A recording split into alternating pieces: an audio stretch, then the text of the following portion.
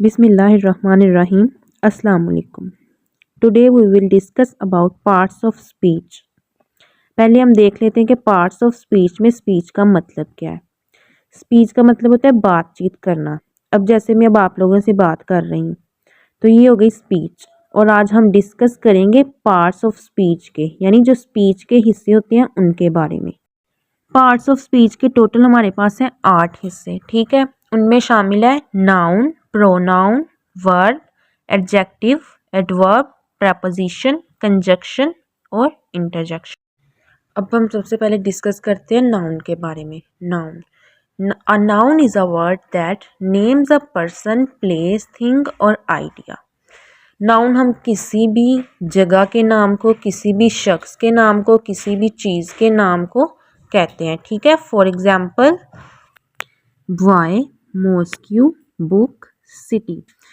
Noun में कोई भी नाम आ जाएगा किसी भी चीज़ का, चाहे वो कोई पर्सन हो, कोई प्लेस हो, कोई थिंग हो या कोई आइडिया हो।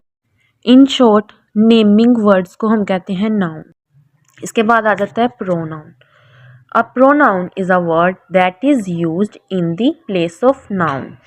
प्रोनाउन हम उसे कहते हैं जो हम नाउन की जगह यूज़ करते हैं, ठीक है। इसकी एग्जांपल्स में आ जाता है ही, शी, इट, दे, वी।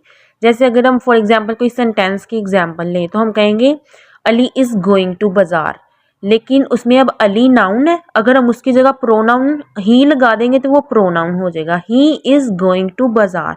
जैसे हम कोई ऐसे लिखते हैं किसी चीज़ के बारे में तो उसमें उसका नाम बार बार लिखने की बजाय हम प्रोनाउन यूज़ करते हैं, ठीक है। इसके बाद आ जाता है verb. An action word is called verb.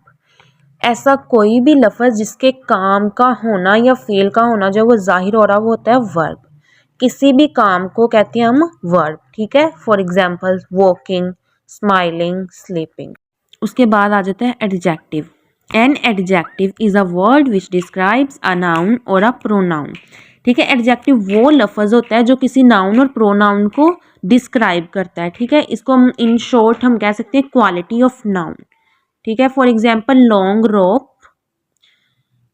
Red rose, beautiful girl. इसके बाद आ जाता है adverb. An adverb is a word which add something to the meaning of a verb, an adjective और अनदर एडवर्ब, ठीक है। एडवर्ब हम उसे कहते हैं जो वर्ब के, एडजेक्टिव के और किसी एडवर्ब के मीनिंग को इन्हेंस कर देता है, ठीक है। जैसे फॉर एग्जांपल इसमें आ जाता है फास्ट, वेरी, स्लोली। इसमें ही रन्स फास्ट, इसमें देखो रन्स वर्ब तो बताया हुआ है लेकिन फास्ट अब उसमें ऐड हो गया तो इसका एडवर्ब हो गया। इसने रन्स क्या था वर्ब, उसके मीनिंग को इन्हेंस कर दिया है, ठीक है। इसके बाद हमारे पास आ जाता है प्रेपोजिशन।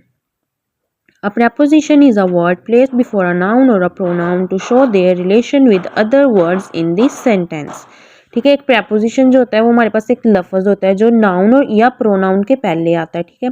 वो जब ये इन दोनों के पहले आते हैं तो ये जो जिस जुमले में नाउन और प्रोनाउन लिखे होते हैं उस जुमले में जो बाकी वर्ड्स जो है वो बयान किए होते हैं उनके साथ उनका रिलेशन यानी उनके साथ उनका ताल्लुक बताता है। जैसे हम इसकी एग्जांपल्स पे आ जाते हैं, on, under, into, of, inside, ठीक है। ये एक तो नाउन या प्रोनाउन की पोजीशन को जाहिर कर रहा होता है और अगर ये सेंटेंस में हो तो उधर नाउन और प्रोनाउन का बाकी वर्ड्स के साथ रिलेशन को आइडेंटिफाई कर रहा होता है। अब हम इसकी एक सेंटेंस वाली एग्जाम्पल ले लेते हैं।